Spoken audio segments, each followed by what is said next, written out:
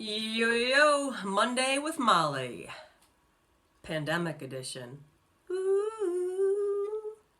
See, I had to get some singing in there somehow. As per usual, if you like these videos, if they're helping you and others, please go ahead and subscribe, share. That is the whole purpose, and I certainly hope that is the case with today's video. So our topic today is, it's healthy to question things. It's healthy to question things.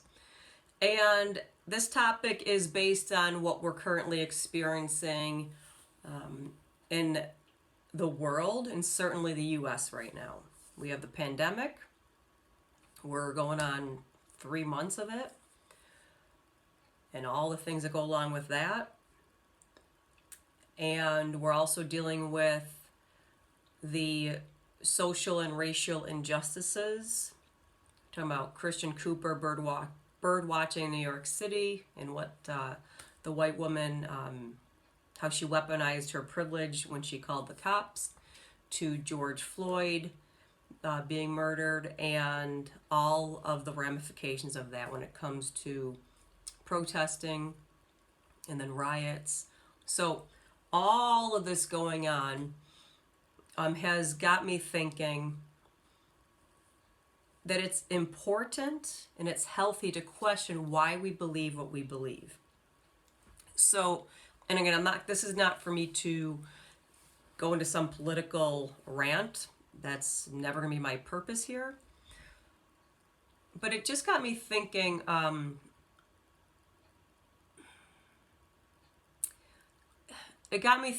like, even for myself.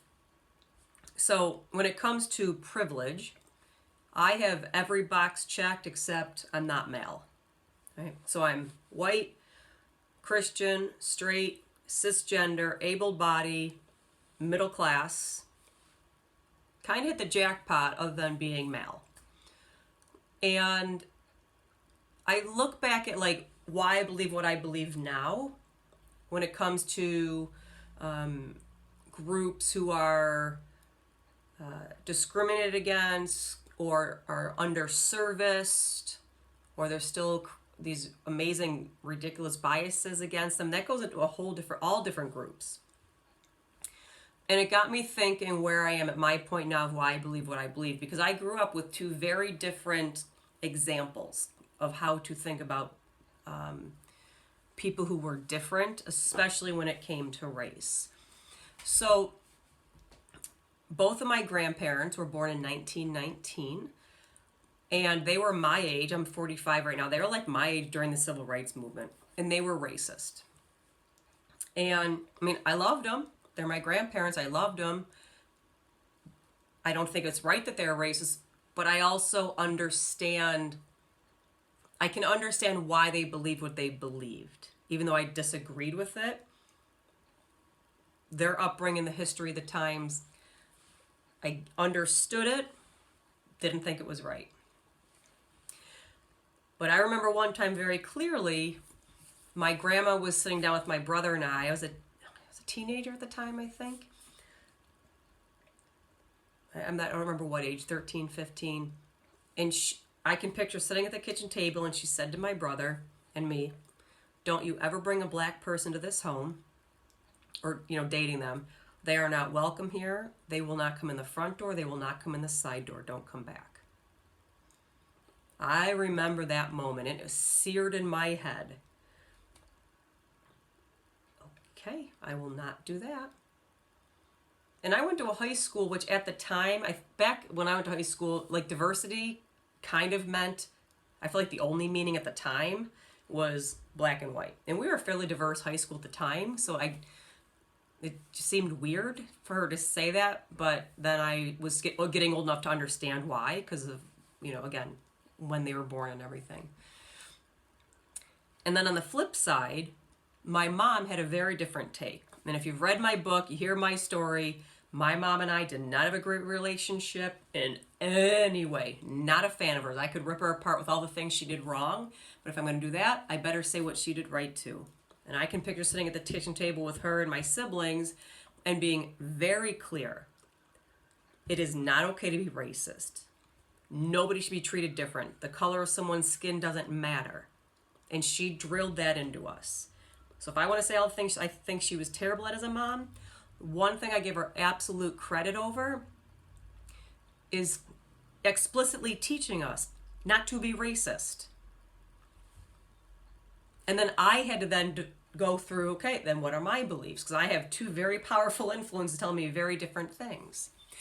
I also go back to before one of my friends came out.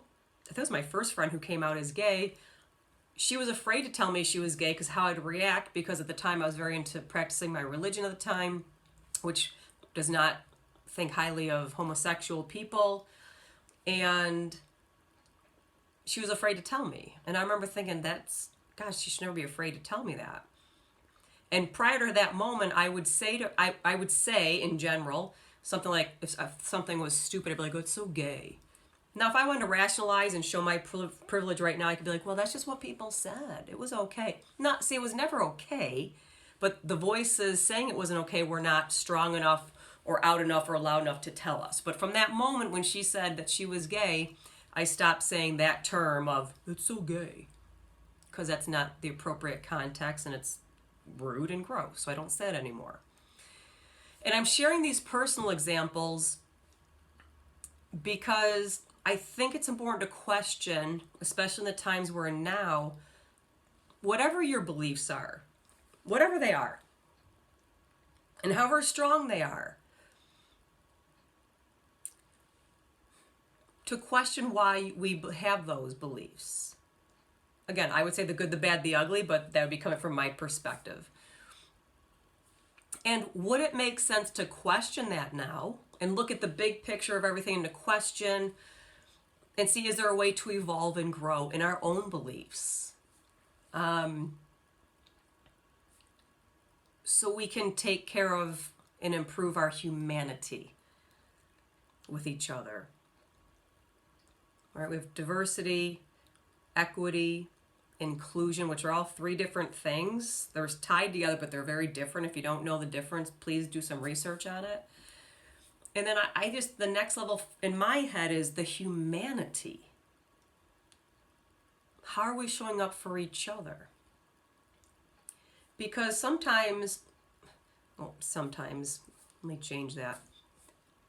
All of us have what is called an unconscious or implicit bias, which just based on how we were raised and things that were said or done or where we grew up and the different environments, diverse, not diverse, and all the different ways diversity means now, we have these stereotypes or judgments against people not like us.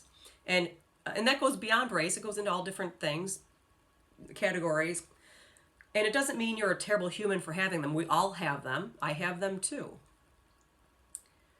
But it's question yourself about them. And I'm going to put a link below that Harvard does there's a test you can take. They have a few varieties of it. It's called the Harvard, I believe it's called the Harvard Implicit Bias Test.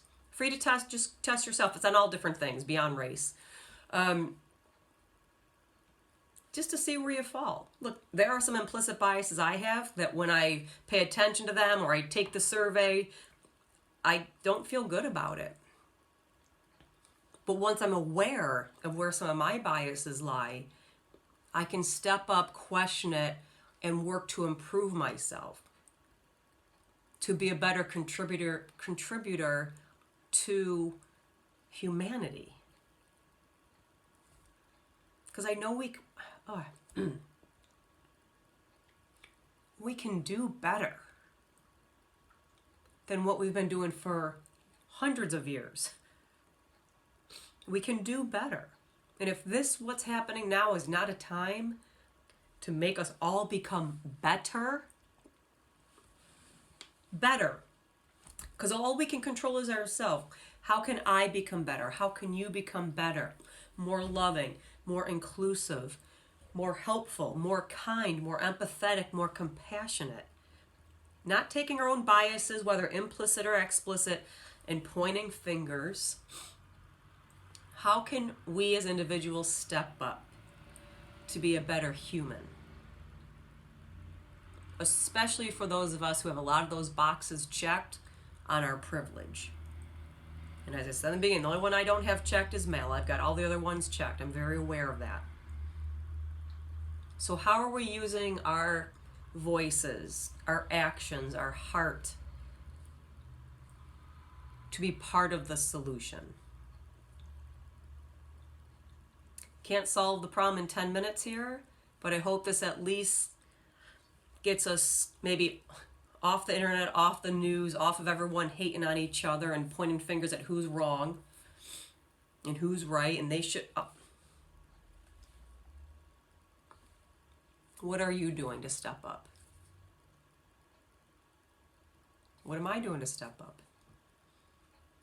It's okay to question, and it's healthy to question why we believe what we believe, to take it all in, and then choose to be a better version of ourselves for humanity.